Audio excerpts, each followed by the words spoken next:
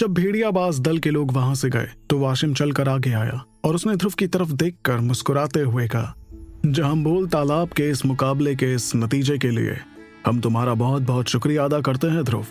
अगर तुम नहीं होते तो आज हम ये मुकाबला जीत ही नहीं पाते। इतने में पास ही खड़ी माहिरा ने आगे आकर ध्रुव की तरफ देखते हुए कहा, फिक्र मत करो ध्रुव, हमें अच्छी तरह याद है कि हमारे बीच क्या सौदा हुआ था। अब जो कि तुमने ये मुकाबला जीतने में हमारी मदद की है, इसलिए हम तुम्हें इस जाम्बूल तालाब की शक्तियां सोखने का मौका देंगे। लेकिन माहिरा की बात सुनते ही एक पल के लिए वाशिम की हंसी गायब हो गई और वो हैरानी भरी नजरों के साथ माहिरा को देखने लगा। फिर वो समझ गया कि ध्रुव और माहिरा के बीच क्या सौदा हुआ था। इसके बावजूद उसने कुछ नहीं कहा, क्योंकि ध्रुव की ताकत को उसने भी अच्छी तरह से देखा था और ऐसी काबिलियत वाले के खिलाफ वो बिल्कुल नहीं जाना चाहता था।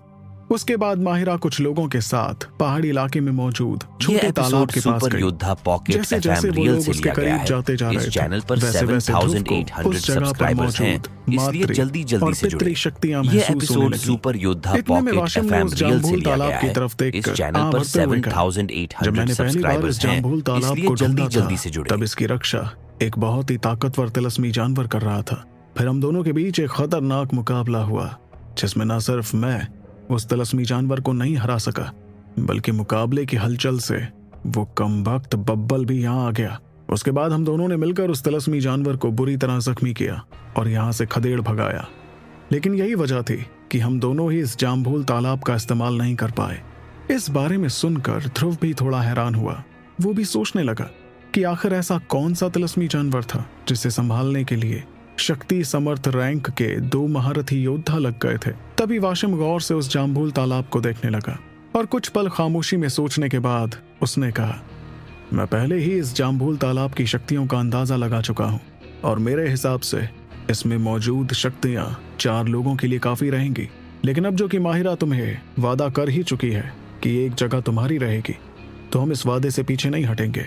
इसलिए जो लोग इस जाम्बूल तालाब में जाएंगे वो होंगे काशवी, कांस, ध्रुव और कसार। जो पहले 3 लोग थे उन्होंने जाम्बूल तालाब के मुकाबले में हिस्सा लिया था, जबकि चौथा लड़का हजारा स्वर्ण दल का एक जाना माना योद्धा था। वहीं ध्रुव का नाम सुनकर लोगों को इससे कोई तकलीफ नहीं हुई, क्योंकि अगर ध्रुव ने आज अबरीश जैसे ताकतवर योद्धा को हराया नहीं होता तो शायद हजारा स्वर्ण दल में से कोई भी इस तालाब की शक्तियों का फायदा नहीं उठा पाता। इतने में वाशिम ने चारों से कहा, तुम चारों अब एक साथ इस जाम्बूल तालाब में उतर सकते हो। ये तालाब बहुत बड़ा नहीं है, लेकिन इसकी गहराई बहुत ज्यादा है। साथ ही इसके गहरे हिस्से बहुत ही ठंडे हैं, इसलिए मेरी सलाह रहेगी कि कोई भी ज्यादा गहराई में ना जाए। इस दौरान अगर कोई भी हादसा होने वाला होगा तो हम सभी यहाँ मौजूद रहेंगे तुम लोगों को बचाने के लिए। रही बात कि कौन इस जाम्बूल तालाब से कितनी शक्तियां सोख सकता है, वो तो तुम लोगों पर ही रहेगा। चारों ने वाशिम की बात सुनकर अपने अपने सिर हिलाए, जिसके बाद उन्होंने तालाब की तरफ नजरें घुमाते हुए उसमें से निकलती मातृ और पितृ शक्ति को महसूस किया। धीरे धीरे हजारा स्वर्ण दल के सभी लोग आसपास बिखरने लगे और वो चारों उस तालाब में उतर गए। इसमें से सबसे पहले काशवी उस तालाब में गई थी और तालाब में जाते ही उसके शरीर में शक्तियों ने कवच बना दिया ताकि उस तालाब की खतरनाक शक्तियों से उसे कोई नुकसान नहीं पहुंचे। जैसे ही काशवी उस तालाब में गई तो पानी में एक छोटा बवंडर तैयार होने लगा, जिसमें ढेर सारी मातृ और पितृ शक्ति मौजूद थी। उस बवंडर में से सभी शक्तियों को काशवी ने अच्छी तरह सोखना शुरू कर दिया। जब सभी ने वो नजारा देखा तो बाकी लोग भी उस तालाब में उतर गए और शक्तियां सोखने लगे। सभी के शरीर बवंडर में थे और मातृ और पितृ शक्ति लगातार उनके शरीर के अंदर जाती जा रही थी। जब ध्रुव ने बवंडर की शक्ति को अपने शरीर में जाते हुए महसूस किया तो उस ढेर सारी शक्ति को महसूस करते ही उसने कहा, ये शक्तियां तो बहुत ही शुद्ध शक्तियां हैं, इन्हें तो निखारने की भी जरूरत नहीं पड़ेगी। अब मेरी समझ में आया कि इसकी शक्तियां सोखने से शक्ति समर्थ बनने का वक्त कम क्यों हो जाता है। मुझे जल्द से जल्द ये शक्तियां सोखकर शक्ति समर्थ बन जाना चाहिए। इस दौरान वो देख रहा था कि काशवी और बाकी लोग तेजी से शक्तियां सोखने में लगे थे और तीनों के शरीर से निकलता खिंचाव शक्तियों को भारी तादाद में खींच रहा था और ध्रुव इस सुनहरे मौके को गंवाना नहीं चाहता था। इसलिए उसने भी चुपचाप बैठकर अपनी क्लास 1 की कला इस्तेमाल करनी शुरू की। उसके ऐसा करते ही ध्रुव के शरीर का रोम रोम तालाब में मौजूद मातृ और पितृ शक्ति को सोखने लगा। बाहरी दुनिया के मुकाबले ये जाम्बूल एपिसोड तालाब की सुपर योद्धा शक्तियां कई पॉकेट गुना एफएम ज्यादा रियल शुद्ध से थी। लिया गया है। इसलिए इस तालाब चैनल में पर कुछ पल रहने के बाद ही ध्रुव को 7800 महसूस होने सब्सक्राइबर्स लगा हैं, कि इसलिए उसकी जल्दी शक्तियां जल्दी से बढ़ने जुड़े। लगी थी। ये एपिसोड इस एहसास सुपर से योद्धा ध्रुव के चेहरे पॉकेट पर एफएम ढेर रियल से सारी लिया खुशी गया नजर है। आने लगी। इस चैनल पर लेकिन ये खुशी 7800 ज्यादा देर तक सब्सक्राइबर्स बरकरार हैं, नहीं रही इसलिए और जल्दी उसके जल्दी चेहरे से पर जुड़े। हल्की परेशानी भी नजर आने लगी। ऐसा इसलिए क्योंकि ध्रुव जिस रफ्तार से तालाब की शक्तियों को सोख रहा था वो रफ्तार काशवी और बाकी दोनों से काफी कम थी। इस बात के चलते उसने मजबूरी में कहा, मेरी ये क्लास 1 की कला तो किसी काम की नहीं है, मुझे जल्द से जल्द एक ताकतवर खुफिया कला हासिल करनी पड़ेगी। इस बारे में सोचकर वो थोड़ा नाराज भी हो रहा था, क्योंकि अब जाकर उसे समझ आया कि खुफिया कलाएं कितनी जरूरी थी। वो अपनी कला को अच्छी तरह इस्तेमाल कर रहा था, लेकिन इसके बावजूद उसकी शक्तियां सोखने की रफ्तार काशवी और बाकी दोनों से धीमी थी। इस ख्याल के चलते ध्रुव ने अपने दांत पीसते हुए फैसला किया कि वो खुफिया तकनीक हासिल करके रहेगा। मगर फिलहाल तो उसे अपना पूरा ध्यान उस जाम्बूल तालाब की मातृ और पितृ शक्तियों को सोखने में लगाना था। ध्रुव जानता था कि उसने कितना बड़ा खतरा उठाया था भेड़ियाबाज दल से टकराने का। ऐसे में अगर वो उस तालाब की ज्यादा शक्तियां नहीं सोख पाता तो उसे बहुत बड़ा नुकसान पहुंचता। जिस दौरान ध्रुव इस बारे में सोचकर परेशान हो रहा था, उतने में उसे तिलस्मी पत्थर से एक पहचानी हुई आवाज सुनाई पड़ी। क्या बात है छोटू, मजबूर महसूस कर रहे हो? क्या तुम चाहते हो कि यहाँ की मातृ और पितृ शक्तियां और तेजी से सोख सको? ध्रुव की इस आवाज के तुरंत बाद छोटू अचानक से उस तिलस्मी पत्थर की तरफ देखने लगा। उसे देखकर छोटू ने तुरंत पूछा, भैया क्या आपको पता है कि शक्तियों को और तेज रफ्तार में कैसे सोखते हैं? ये सुनते ही तिलस्मी पत्थर के अंदर से ध्रुव शौर्य ने मुस्कुराते हुए कहा, और नहीं तो क्या, तुम्हें क्या लगा शक्ति से भरे तालाब सिर्फ तुम्हारी दुनिया में ही होते हैं? वैसे भी मैं चाहता हूं कि तुम जल्द से जल्द ताकतवर हो जाओ, इसलिए मैं तुम्हारी मदद करना चाहता हूं। इस पर छोटू ने तिलस्मी पत्थर के अंदर मौजूद ध्रुव से कहा, लेकिन भैया आपकी शक्तियां तो बहुत कमजोर थी ना, फिर आपकी दुनिया की तरकीब इस दुनिया में कैसे काम करेगी? छोटू का ये सवाल सुनकर तिलस्मी पत्थर में से ध्रुव की आवाज सुनाई पड़ी, किताबों की मदद से मुझे एक तकनीक पता चली है छोटू, जिसकी मदद से तुम शक्तियां सोखने की रफ्तार बढ़ा सकते हो। अब इसका इस्तेमाल कर तुम कितने ताकतवर होते हो ये तो तुम पर होगा। वैसे एक बात और, मेरा तजुर्बा ये कहता है कि ऐसे तालाबों की गहराई में हमेशा शक्तियां ज्यादा होती हैं, तो अगर तुम इसकी गहराई में जाकर शक्तियां सोखने की कोशिश करोगे तो तुम्हें बहुत फायदा होगा। वैसे भी पता नहीं क्यों, लेकिन मुझे इसकी गहराई से ढेर सारी शक्ति महसूस हो रही है। छोटू ने तुरंत हैरानी भरी आवाज में कहा, क्या आपको इस तालाब की गहराई में शक्तियां महसूस हो रही हैं? तो ठीक है, हम उसके अंदर चलते हैं और ट्रेन करते हैं, क्योंकि अगर मैं इसकी सतह पर ही रहा तो ये तीनों जरूर सारी मातृ और पितृ शक्तियों को मुझसे पहले सोख लेंगे। इतना कहकर उसकी नजर काशवी और बाकी दोनों पर हुई, जो बहुत तेज रफ्तार में शक्तियां सोखते जा रहे थे। उसके बाद छोटू ने फैसला कर लिया कि वो ध्रुव की बात मानते हुए तालाब की गहराई में जाकर शक्तियां सोखने की कोशिश करेगा। और जैसे ही छोटू ध्रुव ने हामी भरी तो उसे अपने दिमाग में हल्का झटका लगा और उसे समझ आने लगा कि पत्थर के अंदर से उसे वो तकनीक हासिल हो गई थी जिसकी बात ध्रुव कर रहा था। उस तकनीक को अच्छी तरह समझकर छोटू ने अपना सिर हिलाते हुए कहा, तो इस तकनीक का नाम है शक्तियों का मानसिक बवंडर और ये एक खुफिया तकनीक है। वाह ध्रुव भैया, आपने तो कमाल ही कर दिया। यकीन नहीं होता कि अंदरूनी शक्तियों को इस तरह से भी इस्तेमाल किया जा सकता है। पता नहीं आप कौन सी किताबें पढ़ रहे हैं, लेकिन मेरी गुजारिश रहेगी कि पढ़ना जारी रखिए। दरअसल इस खुफिया तकनीक में हमला करने की कोई ताकत नहीं होती थी, बल्कि ये तो सिर्फ अंदरूनी शक्तियों का एक बवंडर तैयार कर सकती थी, जिसके जरिए कोई आसपास की शक्तियों को अच्छी तरह सोख सकता था। देखा जाए तो शक्तियां सोखने की रफ्तार और तादाद छोटू की क्लास 1 की तकनीक से तो ज्यादा ही थी।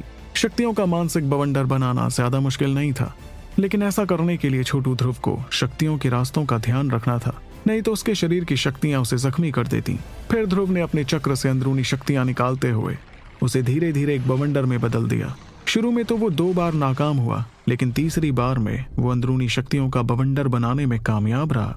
बवंडर के तैयार होते ही ध्रुव के शरीर के अंदर एक अजीब सा खिंचाव महसूस होने लगा, जो तेज रफ्तार में आसपास की शक्तियों को अपने अंदर खींचने लगा।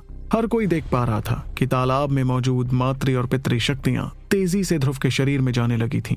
बल्कि अब तो ध्रुव इस कदर शक्तियां अपने अंदर ले रहा था कि बाकी तीनों भी परेशान हो जाते। जब बाहर खड़े वाशिम ने देखा कि ध्रुव किस तरह शक्तियां अपने शरीर में कर रहा था, तो उसके चेहरे पर भी थोड़ी घबराहट नजर आने लगी।